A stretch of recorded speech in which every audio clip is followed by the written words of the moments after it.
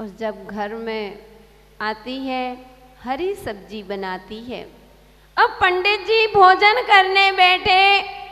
पंडित जी कहते हैं कि पंडितानी ये तूने क्या बना के रख दिया, आज तूने बैगन क्यों नहीं बनाई।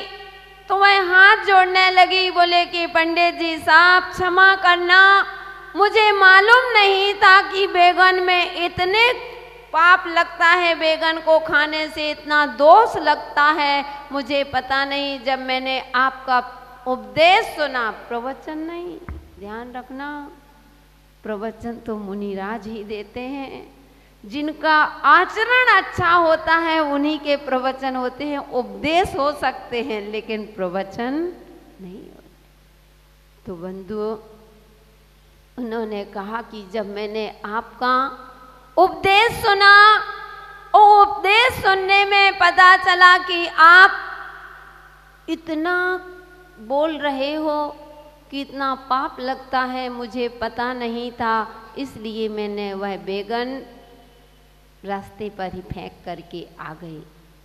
तो पंडित जी साहब कहते हैं कि अरे पंडितानी, वह उपदेश तो मैंने दूसरों के लिए दिया था, हमारे लिए थोड़ी था।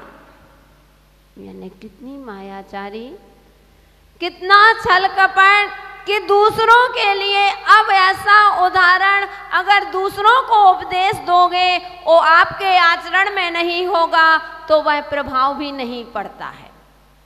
आपको सुना होगा, यहाँ तो वैसे भी चातुर्मास होते रहते हैं। यह बहुत धर्मात्मा नगरी कही जाती है। इस दुबड़ी को एक भक्त समाज कही जाती है। धर्मात्मा नगरी के नाम से जाना जाता है कि धर्मात्मा लोग हैं। तो आपने तो सुना होगा, वर्णी जी के बारे में आता है, जब एक महिला, उसके बेटे को गुड़ बहुत पसंद था, इतना गुड़ खाता था, डॉक्टर ने कह दिया था कि इसके हानिकारक है, इसको कुछ भी बीमारी हो सकती है। डॉक्टर ने खूब कहा, माँ ने समझाया, लेकिन वह बेटा गुड़ छोड़ने तैयार नहीं। तो वह वर्णी जी के पास ले गई और कहती है, स्वामी मेरे बेटे को यह बीमारी हो गई है, डॉक्टर ने गुड़ खाने के लिए सर्वथा मना किया है, लेकिन यह गुड़ नहीं खा रहा, छोड़ रहा है, इसको नियम दिला दीजिए। वर्णी जी कहते हैं, अम्मा कल आना, 2 दिन बाद आना। वह चली जाती है। 2 दिन बाद पुनः जब आती है और महाराज के पास आती, वर्णी जी के पास आती है, तो वर्णी जी ने तुरंत उस बेटे से कहा कि बेटा गुड़ का त्याग कर दो। तो उस बेटे ने तुरंत गुड़ का त्याग कर दिया। 1 मिनट भी नहीं लगा और गुड़ का त्याग कर दिया। वह माँ कहती है कि महाराज 2 दिन पहले ही छुड़वा देते, इतना ही कहा उसने, आपकी बात मान ली और 2 दिन पहले आई थी तो आपने मुझे वापस लौटा दिया था, कारण क्या है?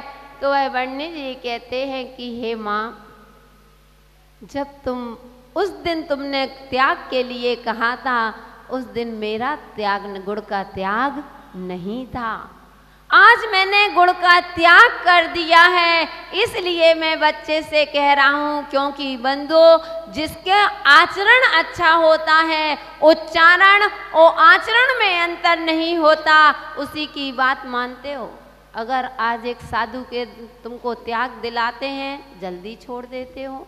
एक पंडित जी आकर के त्याग दिलवाएं तो आपको छोड़ते हो, लेकिन डाउट रहता है, कम छोड़ते। मुनिराज के कहने से, आरिका माता जी के कहने से, त्यागी वृत्तियों के कहने से आप त्याग कर देते हैं, और वही अगर पंडित लोग कहते हैं तो आपको प्रभाव नहीं पड़ता। क्यों? क्योंकि उनके आचरण अलग होता है और उच्चारण अलग।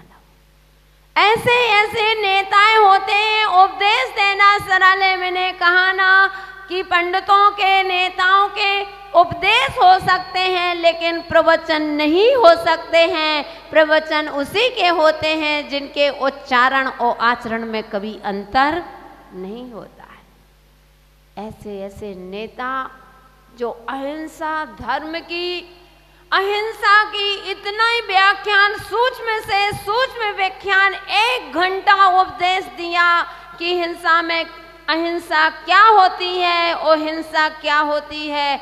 इतना सुंदर उपदेश दिया और देखा कि लथपथ हो गए पसीना से। और जब बोलने के बाद बैग खोलते हैं, उसमें से टॉवेल जैसे निकालते हैं तो उसके 2 अंडे गिरते हैं उस टॉवेल में। यानी बंधुओं, उपदेश देना सरल है लेकिन जीवन में लाना बहुत कठिन। इसलिए भावात्माओं, आप ये ना सोचें कि हम दूसरों को छल रहे हैं। अगर दूसरों को छल कर रहे हो तो तुम्हारा ही बुरा होगा, दूसरे का बुरा हो अथवा ना हो, लेकिन तुम्हारा बुरा नियम से होगा। आज जब दुकान में बैठते हो, 10 का माल 50 में निकाल दिया, बड़े खुश होते हो और आकर के आनंदित होते हो और बड़े खुश होकर के कहते हो आज तो हमने फलाने व्यक्ति को बड़ा उल्लू बना दिया, आज तो इतने का माल इतने में निकल गया। ओहो ज्ञानी आत्माओं, बनाओ, कोई बात नहीं। भगवान के घर में देर होती है लेकिन कभी अंधेर नहीं होता है। आज तुमने उसको उल्लू बनाया, उसका पाप कर्म का उदय था, लेकिन ध्यान रखना कल के दिन तुमको उल्लू नियम से बनना पड़ेगा क्योंकि तुमने मायाचारी की। अब कहते हैं कि दुकानदार देखो, किराने की दुकान होती है, काली मिर्च में पपीता के बीजा मिला के बेच देते हैं।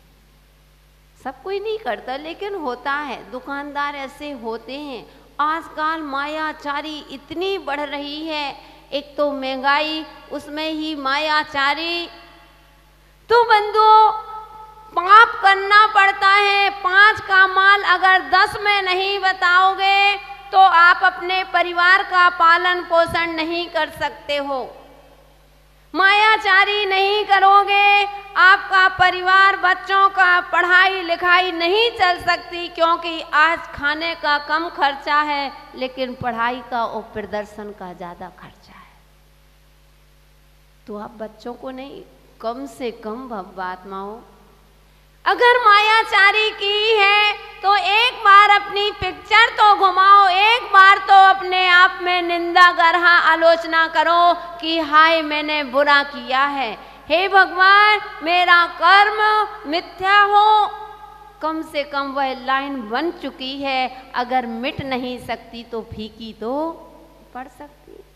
मायाचारी, कितना आपको मायाचारी करना पड़ता है। घर गृहस्थी चलाने के लिए एक दिन हो गए, कह दिया कि सेठ जी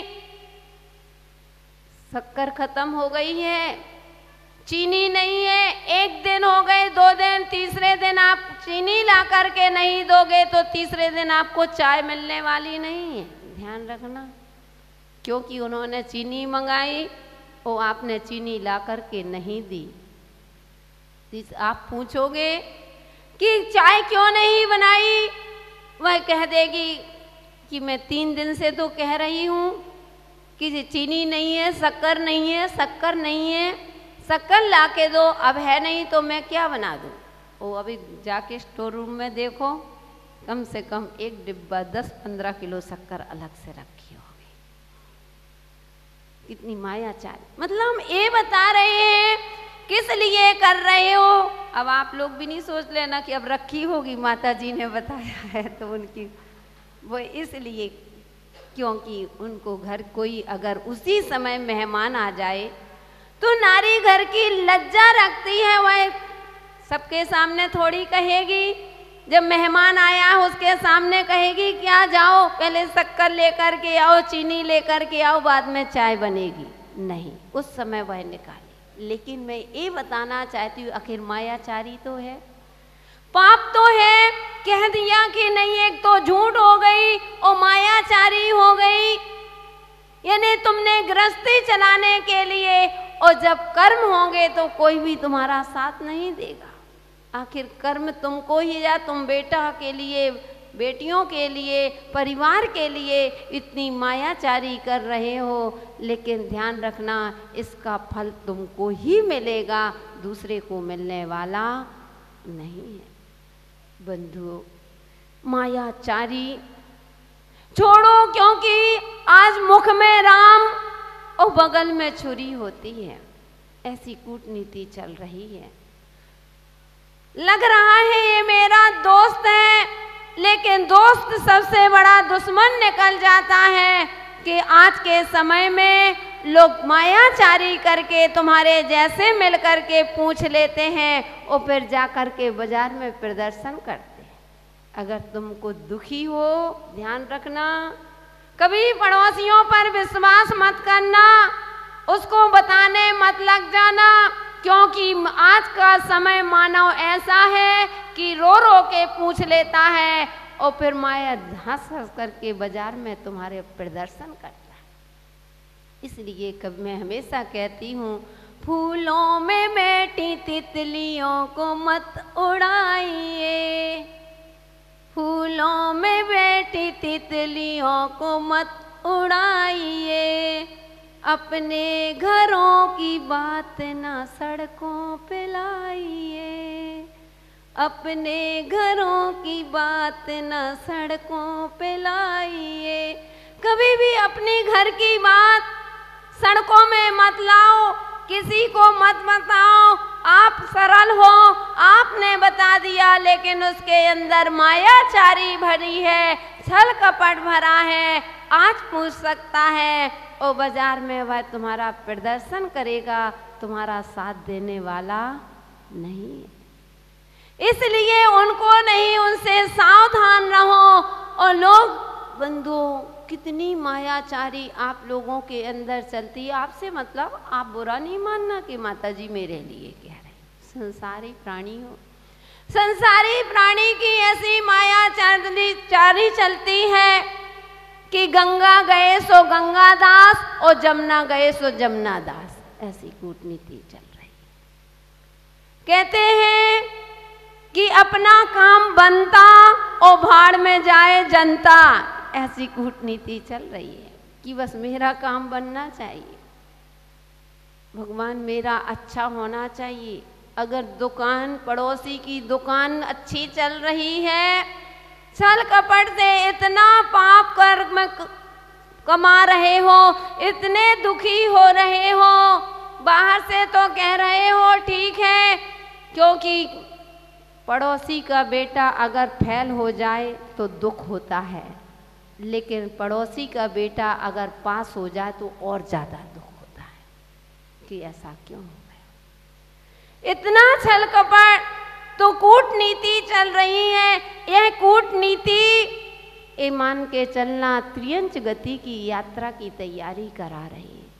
बहुत सारे लोग तो होते हैं कि मायाचारी में ही जीते हैं, इतनी के पता ही नहीं चलता, बाहर से इतने सरल बने रहते हैं और अंदर से कूटनीति चल रही है। बंधुओं, जब तक यह कूटनीति चलेगी, जब तक तुम्हारे जीवन कभी भी उत्थान को प्राप्त नहीं हो सकता।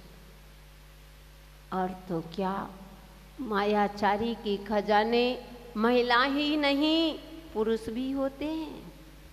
नहीं तो कह दो माता जी ने। बंधुओं, देखिए कि कैसी मायाचारी करके जीवन को कैसे उठाते हैं। महिलाओं की मायाचारी देखो, पुरुष की मायाचारी आज हम आपको बता रहे हैं कि एक दो भाई आपसी में बड़ा प्रेम, और जब शादी होती है आप सभी समझते हैं 2 से 4 होते हैं, अपने अपने अलग हो जाते। उस सबकी किस्मत एक सी नहीं होती है बंधुओं। भले ही एक फूल से निकले, एक डाली के 2 फूल होते हैं, उसी डाली से निकले हैं, लेकिन एक अर्थी पर चढ़ता है तो एक सेजों पर चढ़ता। कहते हैं कि एक माँ की 2 संतान होती है, लेकिन कर्म सबके अलग अलग होते हैं। एक मुनिराज बन जाते हैं, एक वैष्णव में फंस जाते हैं। तो बंधुओं, वह दोनों भाइयों में इतना अधिक प्रेम, लेकिन कर्म की रेखा दोनों जब अलग अलग होते हैं, शादी होती है। जो बड़ा भाई था वह तो बहुत बड़ा आदमी था, बहुत बड़ा आदमी की धन की कोई सीमा ही नहीं, कितना वैभव था। और छोटा भाई इतना गरीब कि दाने खाने के लिए नहीं, अगर कमाई के लिए जाता है तो शाम को खाली हाथ आ जाता है। क्योंकि बंधुओं, जब कर्म आते हैं तो चारों तरफ से आते हैं, और पुण्य भी आता है तो चारों तरफ से आता है। तो इसलिए इतना अधिक, अब उसके छोटे छोटे से बच्चे, अब पत्नी इतनी दुखी होती है। जैसे ही देखते खाली हाथ, तो एक दिन वह पत्नी पति से कहती है कि सुनो, क्या जीवन में ऐसी ही गरीबी से मेरा जीवन चला जाएगा? क्या बच्चों को मौत के मुख में देना पड़ेगा क्या? इतना दुखी था, उसके आंखों से आंसू आ गए, लेकिन सिर नीचे कर लिया और आंख से आंसू बह रहे हैं। वह पत्नी कहती है, घबराओ नहीं, कोई बात नहीं, मैं मानती हूँ जब पाप कर्म का उदय आता है तो सोना भी मिट्टी बन जाया करती है। जब पुण्य का उदय होता है बंधुओं, तो दुनिया पूछती है, अपने पास पैसा होता है तो दुनिया पूछती है, और अपने पास में पैसा नहीं है तो कोई एक गिलास पानी को भाई ही भाई को नहीं पूछेगा। अगर एक भाई, एक माँ के जन्मे बेटे और भाई बहन हैं, वह बहन भी रक्षाबंधन में मायाचारी कर लेती है। जिस भाई के पास पैसा है उसके लिए अलग से राखी आती है, सुंदर सुंदर राखी आती है, भाई भतीजों के लिए कपड़े आते हैं, और जिस भाई के पास कुछ नहीं है उसके लिए अलग से राखी आती है। ये मायाचारी इस संसारी दुनिया है। तो ऐसे ही वह कहती है कि मैं समझती हूँ जब पाप कर्म का उदय होता है तो कोई अपना नहीं होता है। तो ऐसा करो, तुम तो सुनाते हो कि तुम्हारे भाई, बड़े भाई में बहुत प्रेम था, तुम लोगों में प्रेम था, चले जाओ, हो सकता है तुम्हारे भाई साथ दे दें।